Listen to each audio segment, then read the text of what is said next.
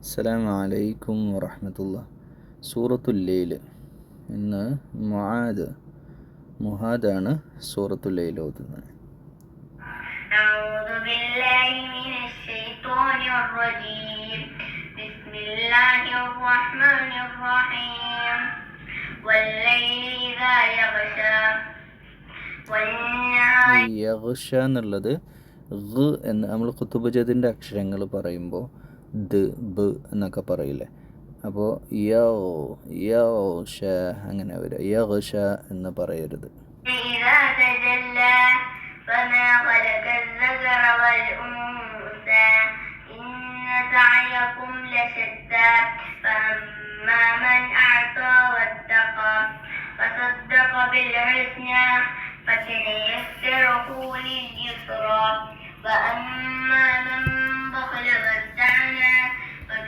വസ്തഅന എന്ന് പറഞ്ഞപ്പോൾ ഗൈൻ പറയേണ്ടടുത്ത് എന്തായി? വസ്തഅന എന്ന് പറഞ്ഞു പോയി.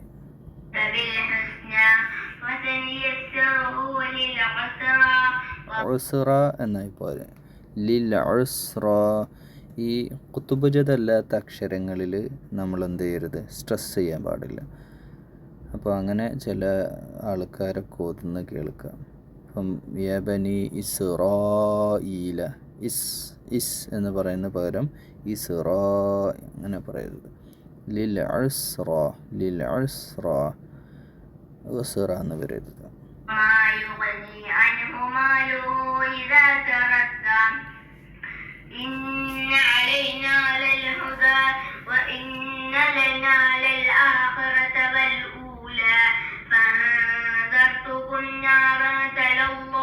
അവിടെ ഈ രണ്ട് വരകൾ വിട്ടാണെങ്കിൽ, ചേർന്നിട്ടാണെങ്കിലാണ് ഇദ്ഹാർ ചെയ്യുക നാറൻ എന്ന്. ഇവിടെ നാറൻ തലല്ലാ കറക്റ്റാണ്. ഇനി ബാക്കി നോക്കാം. യസ്ലാഹ എന്ന് ആ ഒരു ഓത്തിൻ്റെ ശൈലി, അത് ചിലർ നാട്ടിൽ അങ്ങനെ ഓതാറുണ്ട്, അത് ശരിയല്ല. യസ്ലാഹ ഇല്ലൽ അഷ്ഖാ.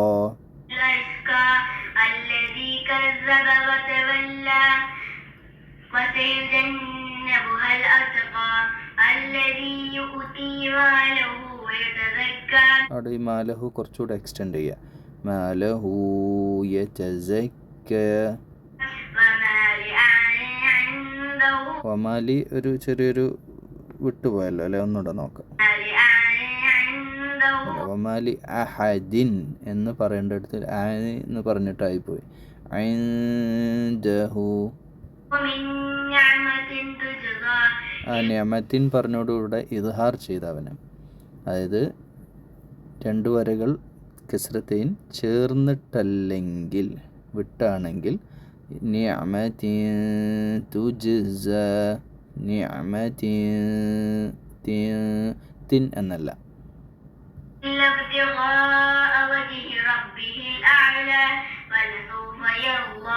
കുറച്ചൊരു സ്പീഡ് കൂടി പോയിട്ടുണ്ട്, അല്ലാത്ത വിഷയങ്ങളൊന്നുമില്ല.